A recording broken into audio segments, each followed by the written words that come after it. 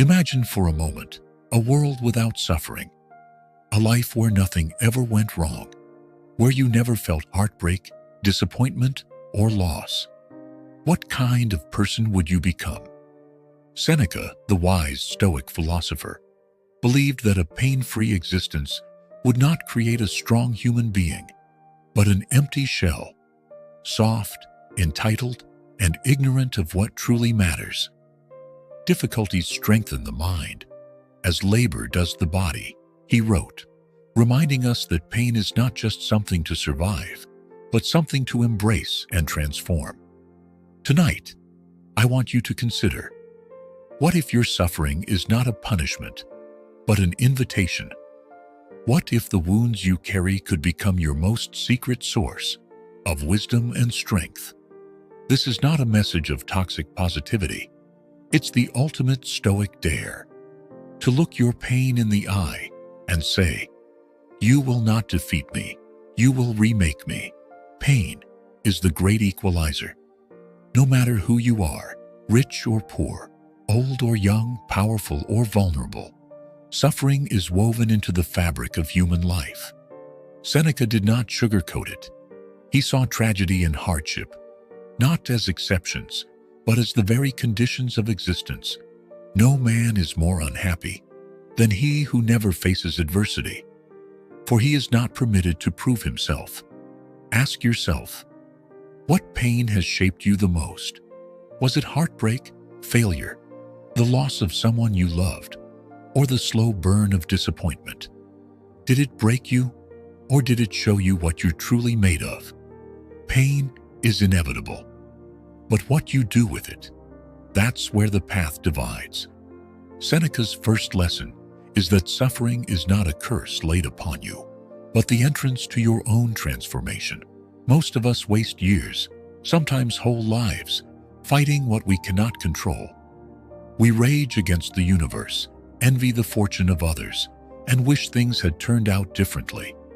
Seneca saw the madness in this. He who suffers before it is necessary suffers more than is necessary. How much of your pain is not from reality, but from resisting it? The Stoic art is to draw a clear line between what is up to you and what is not, to pour your energy into what you can shape, and to let the rest be what it must be.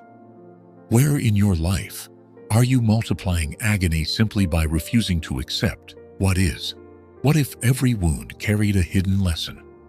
Seneca believed that our most difficult moments are also our most important teachers. A gem cannot be polished without friction, nor a man perfected without trials. Pain strips away illusion, exposes what matters, and reveals who you are when the mask falls. Think back.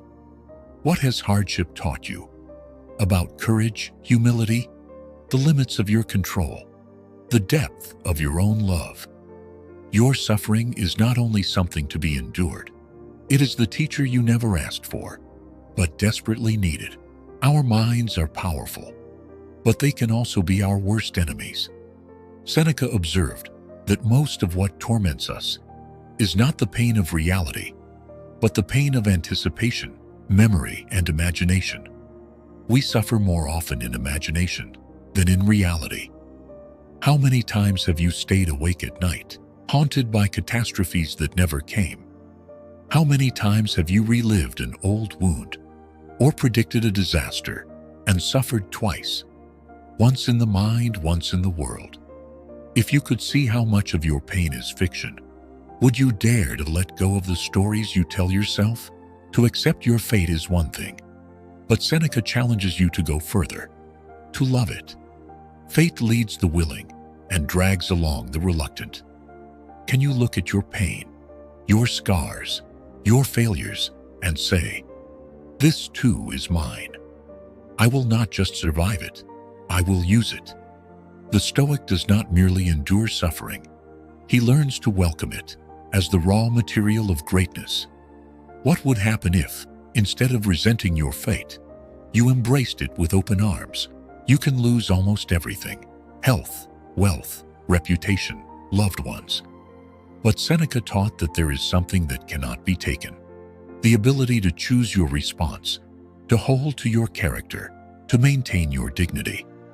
You act like mortals in all that you fear, and like immortals in all that you desire. When life strips away what you thought you needed, what remains?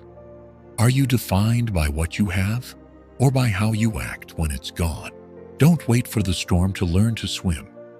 Seneca was famous for preparing the mind through voluntary discomfort, fasting, sleeping on the floor, enduring cold and hunger by choice. Set aside now and then a number of days during which you shall be content with the scantiest and cheapest fare, with coarse and rough dress, saying to yourself the while, "Is this the condition I feared?" When was the last time you did something hard on purpose, just to prove you could? The mind, like the body, grows stronger only through resistance. The mind is a lens, and pain is the test of its focus. Seneca insisted, "A wise man is content with his lot, whatever it be, without wishing for what he is not." Can you see your own hardships as opportunities, not to suffer but to grow? What if the meaning of your pain is not in the pain itself, but in what you choose to make of it? How has adversity shaped your vision of yourself, of life, of what truly matters? Pain that is hoarded festers. Pain that is shared becomes purpose. Seneca wrote, "Wherever there is a human being, there is an opportunity for kindness." Who could you help, not in spite of your wounds, but because of them? What if your scars were not signs of failure, but maps for someone else's survival? You cannot always choose your suffering, but you can always choose your response. Seneca's challenge: it is not that we have a short time to live, but that we waste much of it. What would it mean to reclaim your power, to refuse the role of victim, even when life is unfair? What does it look like for you to turn pain into purpose, not by denying it, but by directing it? All possessions, all status, even your own body. Seneca saw these as gifts from fortune, not truly yours to keep. No man was ever wise by chance. The more tightly you cling to things, people, or status, the more vulnerable you are to loss. Can you loosen your grip and discover what's left when everything else falls away? Who are you when all you have is yourself? Seneca lost his son, his friends, his power. He knew grief not as an idea, but as a daily companion. No man can have a peaceful life who thinks too much about lengthening it. To grieve is not weakness, but the proof of love. But to be consumed by grief, to let it destroy your will, your hope, your future, is to betray both yourself and those you have lost. How have you honored your losses without letting them swallow you? Anger, if not restrained, is frequently more hurtful to us than the injury that provokes it. Injustice is real. Anger is natural. But what you do with your anger, whether you lash out blindly or use it to build justice, courage, or strength, defines your legacy. The Stoic learns not to be a slave to rage, but to channel its fire into disciplined action. It is not that we have a short time to live, but that we waste much of it. Suffering wakes us up. It makes us cherish each breath, each moment, each chance to do what matters. Where in your life have you been waiting for something, love, forgiveness, meaning, to come from on our side, instead of creating it from within?